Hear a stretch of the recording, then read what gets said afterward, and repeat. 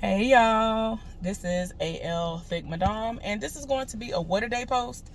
Okay, so I was trying to do it where I was driving and I kept getting distracted. A lot of stuff is going on, a lot of moving parts. So I'm about to go inside and pick up a package.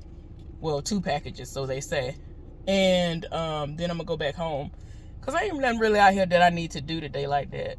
And I'm gonna go ahead and go home, do my recap review, and then I'm going to be done for the day. And then I'm gonna go to sleep because I gotta go back to work. Anyway, y'all, I got my hair pinned up out my face. And y'all probably looking like, girl, didn't you just say that you was doing something else to your hair? That's another story for another time. But anyway, let me tell y'all about what I wanted to tell y'all about. So yesterday I got a notification, and it was like, on this day 9 years ago these pictures were taken. And I'm like, looked at the pictures and I realized where I was back then, and it was a lot. And I was like, wow, I actually got taken back to that moment, and it was kind of heavy. That was one of the lowest places in my life that I was, and I was just like, wow. I posted it on social media, and hopefully people who I'm friends with and certain family members who are in situations like that understand that it's not where you have to be. But let me go ahead and give y'all the specifics. So for those of y'all who are on the newer side of things and are kind of new here and don't know my story, I have been with somebody for 10 years. He and I are no longer together. So in a few months, it will make 3 years since we have not been together. So when these pictures came up, I was like, wait a minute. But okay, so anyway, let me tell y'all how it went down. So yesterday when I saw the pictures, I was like, wow. And then it dawned on me, I was like, wait a minute, I see where I actually am in the picture. So in the picture, I could tell that I'm in a hotel room. My ex and I ended up living out of a hotel for like 6 months, maybe 7. I know 6 for a fact, because after you reach a 6th month situation where you are consistent paying at the place that we were living at, they will fix it so that you pay that amount and that's it, and it doesn't get raised or something like that. And yeah, so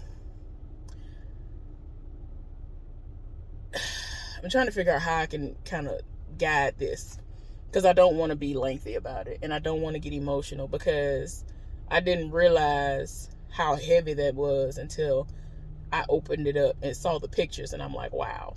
So anyway, I shared it on social media, and I'm really hopeful that some people understand that the situations that they are in are a waste of time.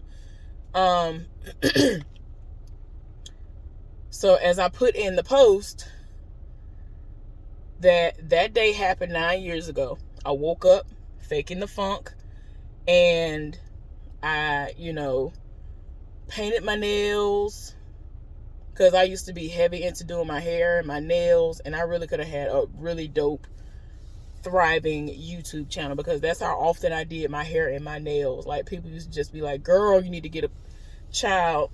And people be out here talking about, oh, I created this and I created that, and I have been doing certain things for years. Like, child, you ain't create nothing, but go off though. So anyway, got up and I decided, I said, no, I'm gonna be happy. And I was faking the funk. Wasn't really happy. And I painted my nails, and I put on my engagement ring, which was a ring that my ex gave me out of desperation, because the backstory was, to make a long story short, I left him the day before New Year's Day, 1 year. And a week later, I went back to him stupidly. Now, the reason why I remember this day is because my ex's favorite holiday, which y'all probably gonna be like, what? Is New Year's Day.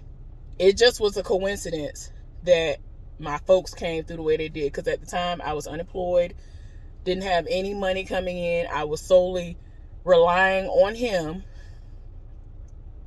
He barely had it like that. Like, it was a lot. And it was crazy because when we first got together, I was on unemployment. He had a job, and I was pulling in a whole lot of money in comparison to him, and I was doing the absolute most. So he wanted to make it seem like he wanted our situation to be like my parents, where he was the breadwinner and I would just be at the house for the most part, and he was taking care of the bills or whatever. I don't like just sitting at the house. I want to be able to do something. And we weren't married, so it's like, I felt uneasy about it, but I was choosing to believe that he was going to do right by me. This was a situation that was going to work. So anyway, on this particular day,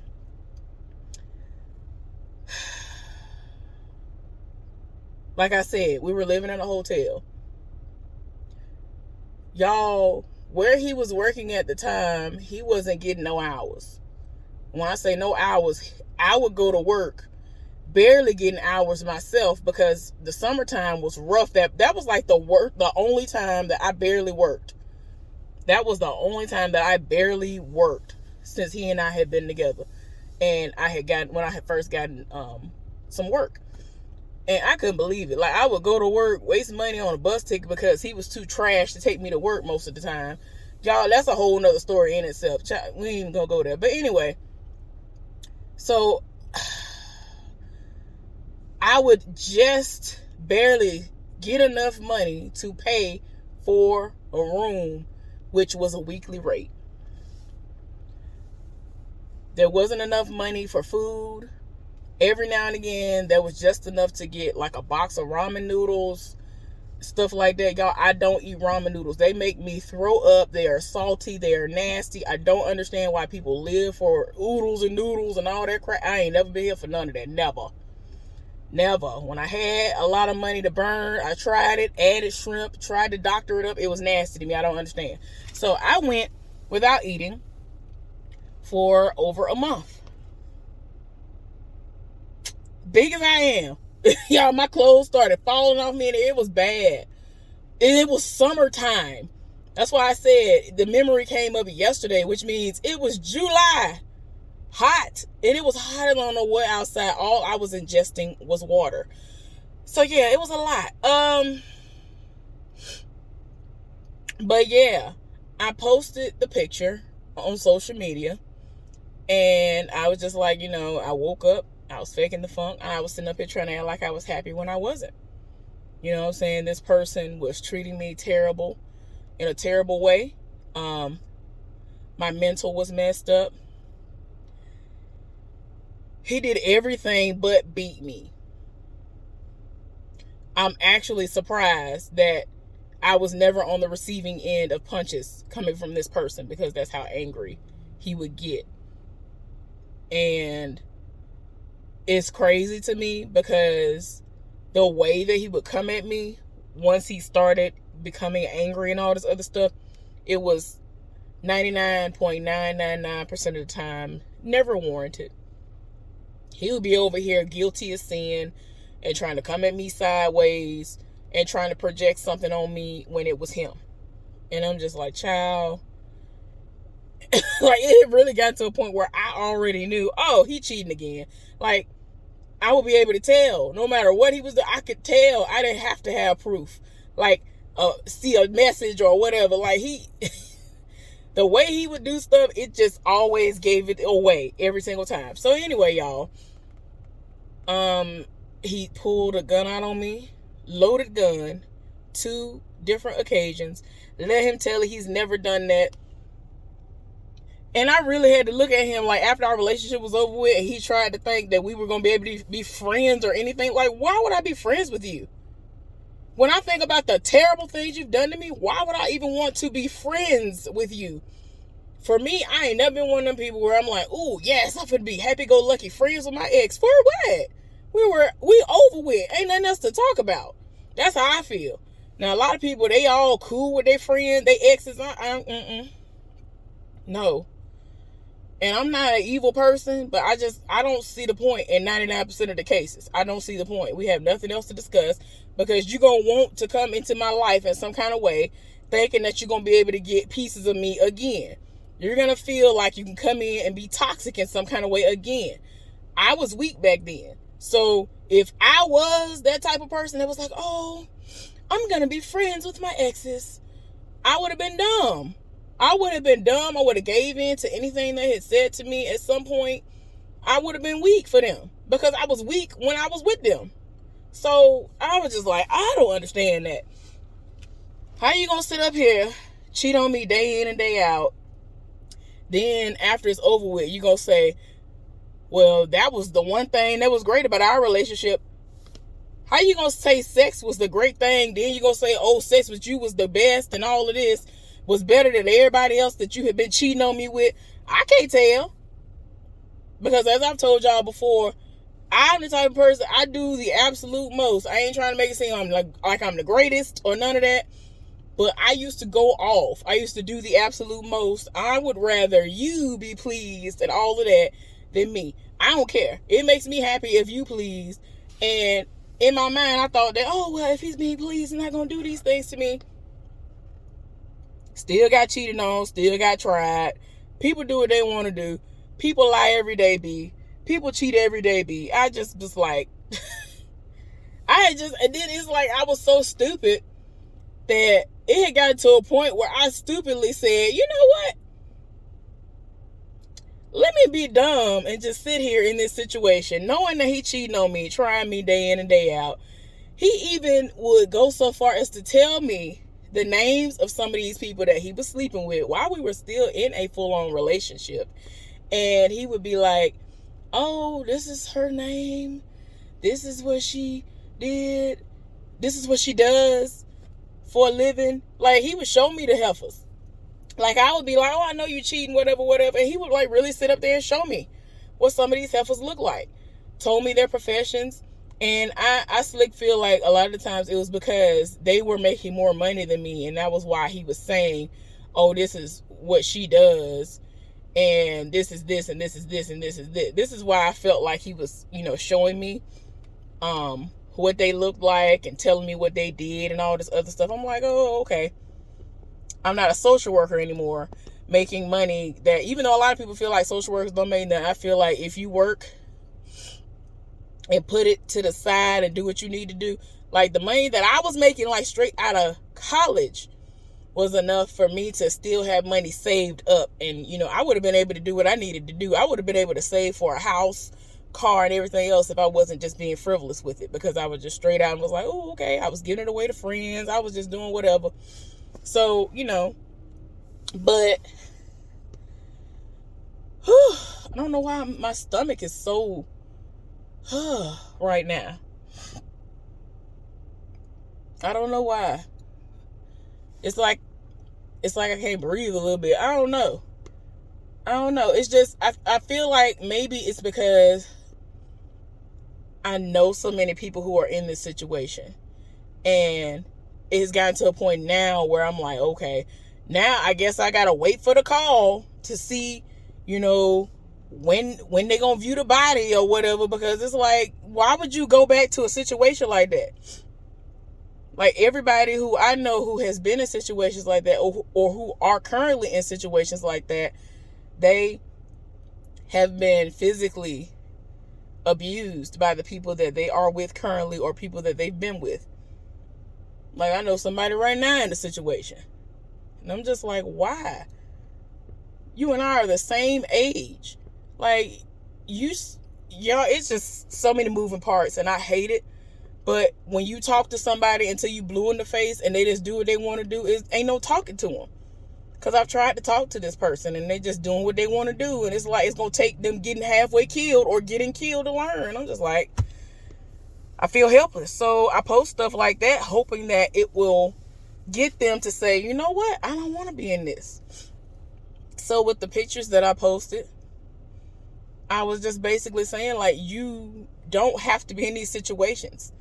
I understand that there are people out there who want to be in love, want to be in these relationships, but y'all are doing so much that y'all are desperate for it, that y'all are willing to sit there in these ignorant situations that do not serve any purpose.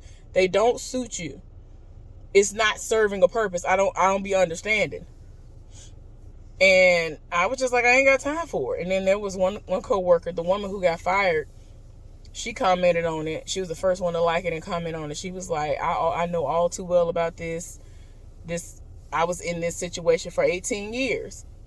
And so then I commented up under it. And I said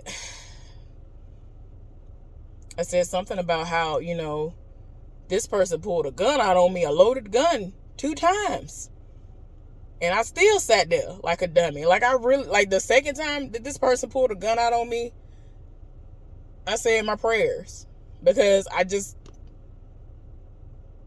that day, y'all wouldn't have been able to convince me otherwise. That day, it's like I knew I was going to die. Oh my God, y'all, I was not trying to get emotional. But that particular time that he pulled a gun out on me, I just knew he was going to kill me.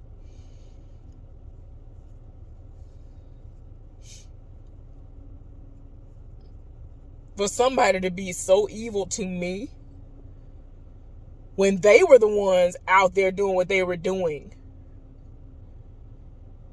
How you gonna get mad at me because you always do stuff to slip up to prove over and over again that you're cheating? And at this time, y'all wasn't even going through nothing.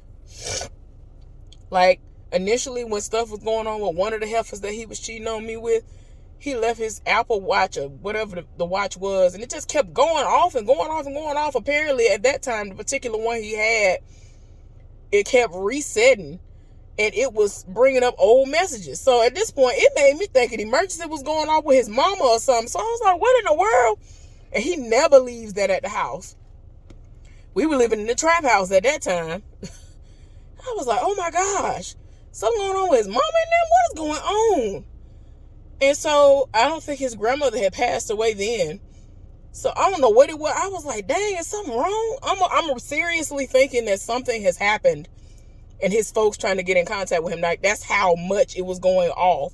But I didn't know that that's what was going on with his device. So I go over to it. All I see are messages from one of his side heifers. He over here, all up in her, all up in everything. Just texting. Y'all, I can barely get a good morning text from him. And I live with him. This man told me some good morning, how you doing? He at the gas pump. Told me some, hey, how you doing? I hope you get to work safely. I hope you do this and I hope you do that. Well wishing and all of this. I'm looking like, who is this? This is a completely different person than the person that I'm with. I get up, go to work. Don't get I hope you have a good day at work today. I love you, nothing. But you setting it off for a random heifer. Oh, okay.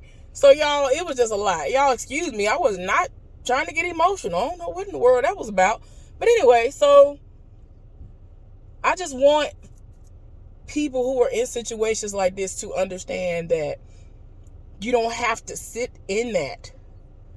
Leave those situations, even if it's to a point where you have to do something you don't want to do.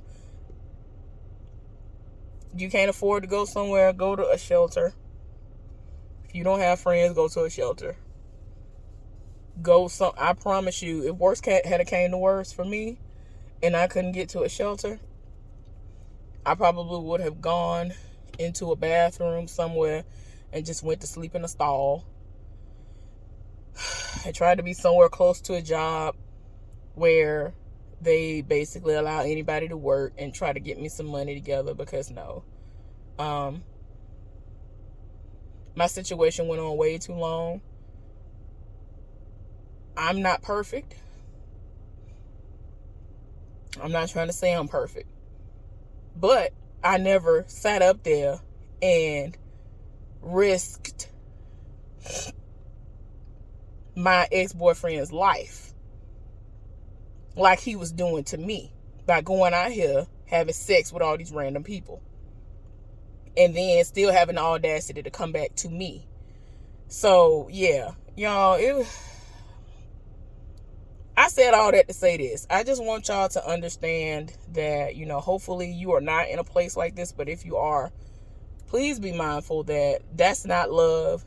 That is not something you need to be exposed to. That is not something that is going to eventually turn into a situation that is so like what I put in my post. I really did sit up there and think, oh, well, he'll eventually see my worth, and this will be something that we will be able to view and look back on as a testimony or whatever. We came out on the bright side of this and whatever, because my mind had been conditioned to believe that this is normal. Almost all men cheat, and when they're ready to get out of that mode, they will stop, they will see your worth, and then they will do what they're supposed to do and act accordingly. Despite the fact that I've seen with my own two eyes a man who lived in the house with us who said, I want your mama, been wanting my mama since they was in high school. My mama made him come correct. I mean, I saw all of this growing up and still was a dummy. Saw all of this, was taught all of these things, and I still sat up there and was a dummy for somebody who I thought I was supposed to be with.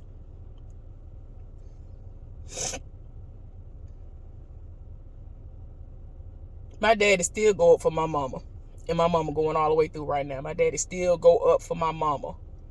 Still go up for her to this day.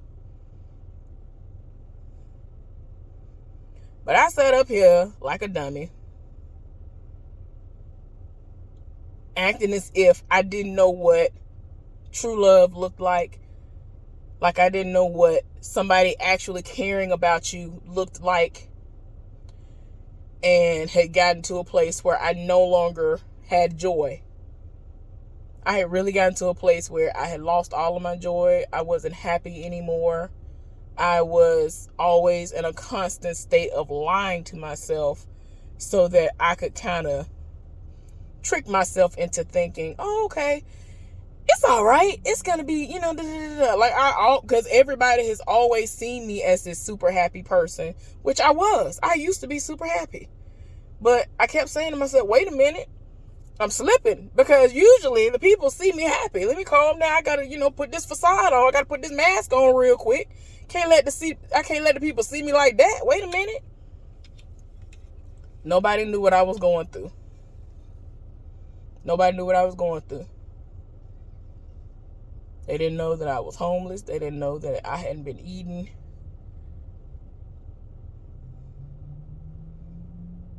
They didn't know that I'm here hundreds upon hundreds of miles away from my family and all that I know. The people who love me, I'm all the way here away from them. And I'm dealing with this person who don't even love me. I got to a place where I knew this person didn't love me. But I still sat there and tried to convince myself that he would someday learn to love me. Or if he did ever love me, it was almost non-existent. Or it was crazy, because there'll be moments where I could tell that he was like weaning himself off from the side heifers, because it seemed like he was realizing what he had in me, and then something else would attract his eye. Something else would catch his eye. And I'm just like, I don't know what to do. Like, I really would sit there and think about it and try to figure out what is it that I did.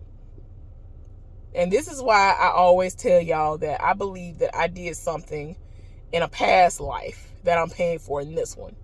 Because I always try to treat people the way that I want to be treated. I usually go above and beyond in relationships to the point of where I'm really breaking myself. And I'm hurting myself because I have never received what I have given to other people. I've never received what I give. And that's not fair. I should be able to at least receive the bare minimum of the love and the care and all the effort that I put in. The energy that I give off, I never get that. back. But anyway, y'all, was not trying to go into all of that, but I said all that to say this. Excuse me. Please know your worth. Know your worth. I'm over here looking dustier than usual. Y'all, my bad. Know your worth. Understand that you do not need someone in order for you to have validation. A lot of people are out here and they feel like in order for them to have value, they have to be attached to other people. That's not true. I'm gonna need for y'all to understand that one does not mean this. That doesn't mean that that's what the situation is. Y'all can't even speak right now. Anyway, y'all, my bad. Hopefully y'all got the message. I feel like I was all over the place and I apologize in advance. But anyway, let me get in here and get these packages and get back to the house. I'll see y'all later on. Bye.